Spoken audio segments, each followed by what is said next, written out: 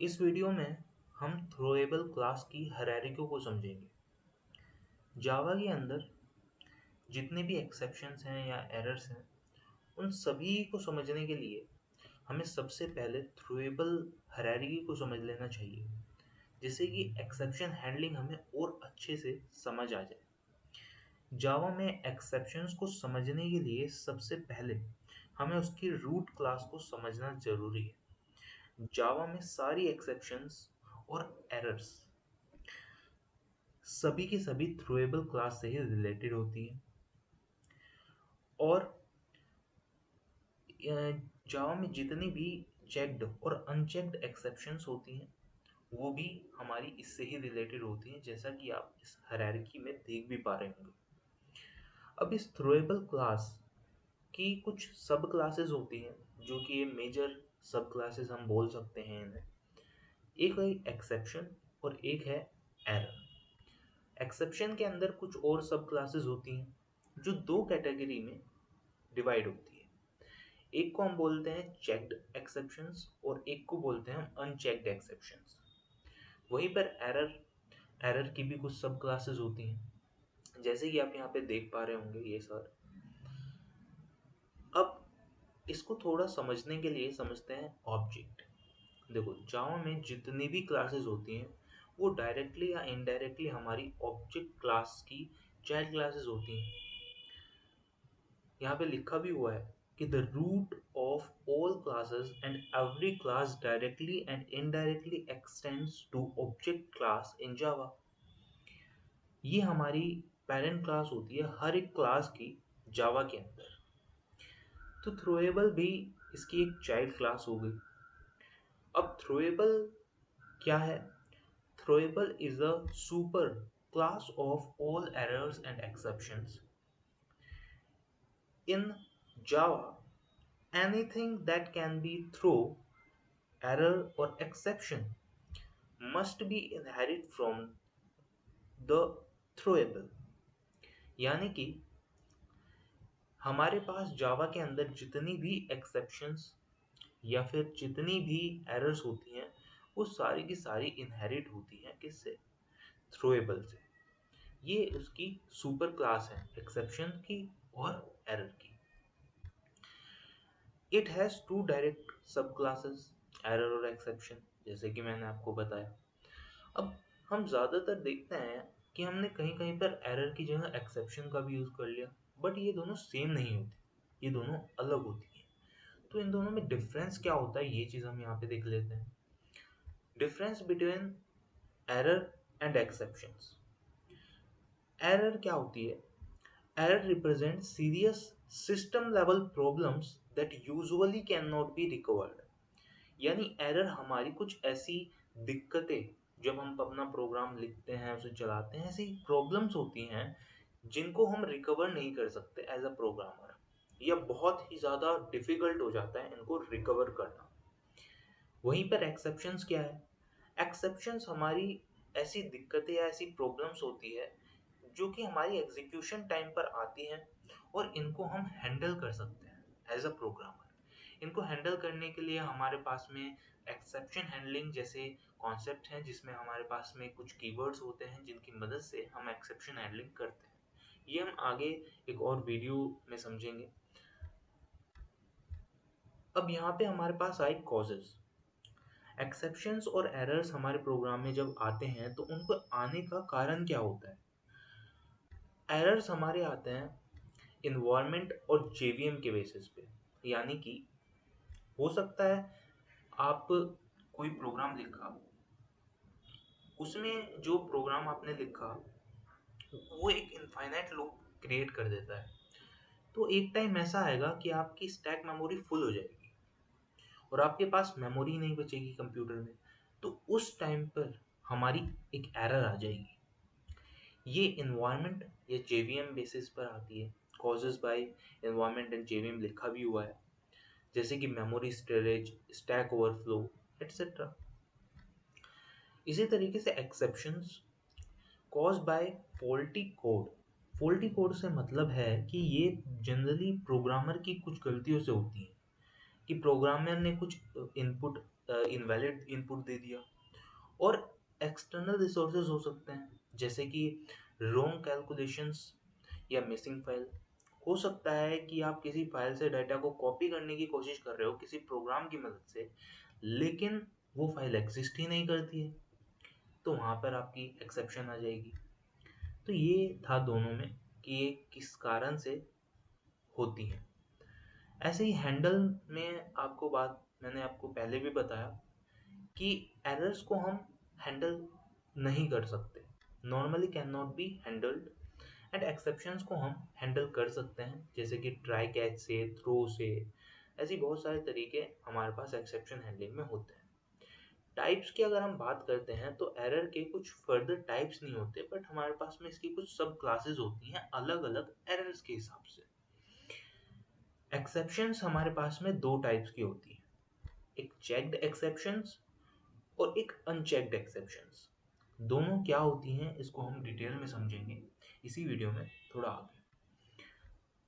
अब एग्जांपल्स कुछ समझते हैं कि ताकि हमें प्रोग्रामिंग में ही क्लियर हो पाए कि यार अंतर क्या है दोनों में। देखो, एरर का मैंने जैसे आपको ये बताया था कि यहाँ पे क्या हो रहा है कि इनफाइनाइट लूप जो है वो क्रिएट हो रहा है। जैसे पब्लिक क्लास, हमने यहाँ पे एक क्लास ली एरर डेमो, और ये मेन आपका फंक्शन हो गया। ये आपका यहाँ पे एक फंक्शन था, यहाँ पे फंक्शन कॉल हो गई मेन क्लास से। यहाँ पे हमने एक फंक्शन बनाया हुआ है, और इस फंक्शन में सॉरी यहाँ पे एक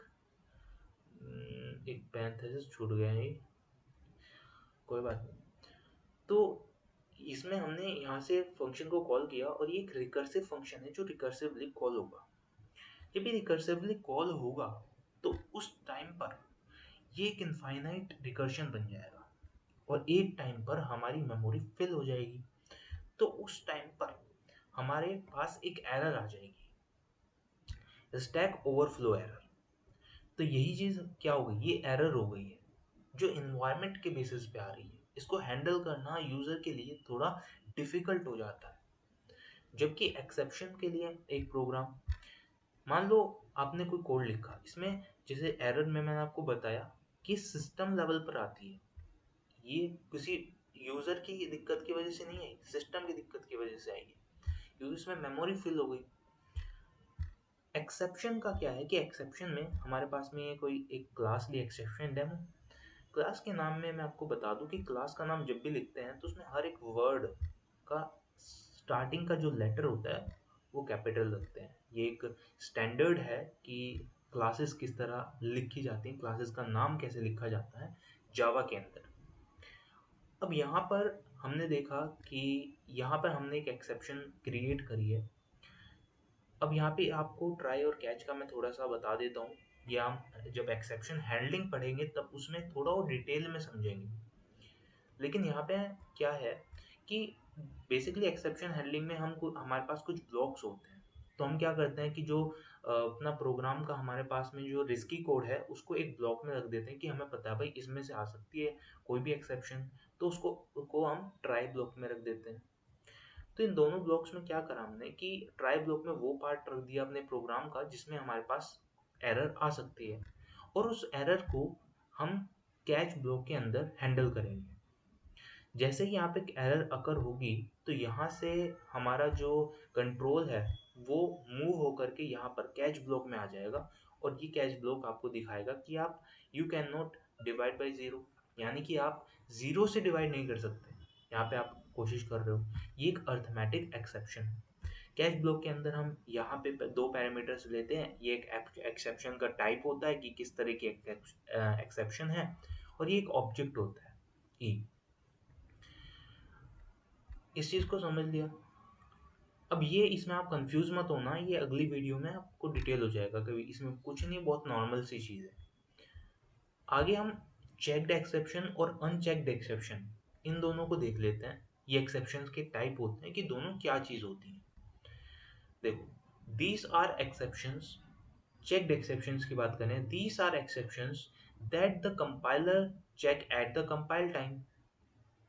So it means if we can not handle by try catch or throws, so compile time error through the compiler, यानी कि चेक्ड एक्सेप्शंस वो एक्सेप्शंस होती हैं जो कि कंपाइल टाइम पर कंपाइलर चेक करता है और इन एरर्स को कंपाइलर पकड़ भी लेता है, जैसे कि input output exception, file not found, SQL exception, या फिर क्लास नॉट फाउंड एक्सेप्शन, यानी कि कंपाइलर को क्लास ही नहीं मिलती जब, तो ये जनरली आपके सामने आया भी होगा ये वाले एक्सेप्शन जब प्रोग्राम लिखते हैं। तो चेक्ड एक्सेप्शंस वो एक्सेप्शंस होती हैं जो कंपाइलर कंपाइल टाइम पर चेक करता है। अगर आपने उन एक्सेप्शंस को हैंडल नहीं किया है तो वो एक एक्सेप्शन थ्रो करता है। इन एक्सेप्शंस को हम चेक्ड एक्सेप्शंस बोलते हैं और इनके एग्जांपल है ये आप जो यहाँ पर देख रहे हो। साथ में आप देखते हैं अनचेक्ड एक्सेप्शंस क्या होती है। These are exceptions that are not checked by the compiler at compile time. ये अनचेक्ड एक्सेप्शंस वो एक्सेप्शंस होती है जिनको कंपाइलर कंपाइल टाइम पर चेक नहीं करता है, यानी कि अगर आपने उनको हैंडल भी नहीं किया तो कंपाइल टाइम पर कोई एरर या कोई भी एक्सेप्शन नहीं आएगी। कंपाइलर आपके प्रोग्राम को कंपाइल कर देगा लेकिन रन टाइम पर आपका प्रोग्राम क्रैश हो जाएगा, यानी कि वो दिक्कत को पकड़ नहीं पाएगा, कंपाइलर नहीं समझ पाएगा। यहाँ पे मैंने ये चीज़ लिखी भी हुई है। ये अकर होती है लॉजिकल एरर्स की वजह से। अगर आप कोड में कुछ लॉजिक में दिक्कत करते हो तो ये एरर जो होती हैं, ये एक्सेप्शंस जो होती है, ये रन टाइम पर अकर होती है, इसलिए इन्हें रन टाइम एक्सेप्शंस भी कहा जाता है। इसलिए आप इस चीज़ को याद भी रखें कि कहीं कहीं पूछ लिया जाता है कि रन टाइम एक्सेप्शंस कौन सी होती हैं, तो आप बता दें कि अनचेक्ड एक्सेप्शंस हमारी रन टाइम एक्सेप्शंस होती हैं। इनके एग्जांपल है अर्थमेटिक एक्सेप्शन और null pointer exception. Arithmetic exception तो आपने देख लिया क्या होती है। नल पॉइंटर एक्सेप्शन का अगर मैं आपको एग्जांपल दूं, तो अगर आपने एक वेरिएबल डिक्लेयर किया, उसमें कोई स्ट्रिंग नहीं डाली, स्ट्रिंग टाइप का वेरिएबल है, और बाद में आप उसको एक्सेस करना चाह रहे हो लेकिन उसमें तो नल है, तो वो एक एक्सेप्शन दे देगा, नल पॉइंटर एक्सेप्शन। इनमें कुछ ज़्यादा वो करने की बात नहीं है, आगे जब हम पढ़ेंगे तो हम सारी एक्सेप्शन समझ जाएंगे कि कौन सी एक्सेप्शंस क्या होती है। चलिए अब अगली वीडियो में हम एक्सेप्शन हैंडलिंग को थोड़ा डिटेल में समझेंगे कि अब एक्सेप्शन हैंडलिंग क्या होता है। हमने थ्रोएबल क्लास तो समझ ही लिया, अब अगली वीडियो में हम एक्सेप्शन हैंडलिंग को समझते हैं।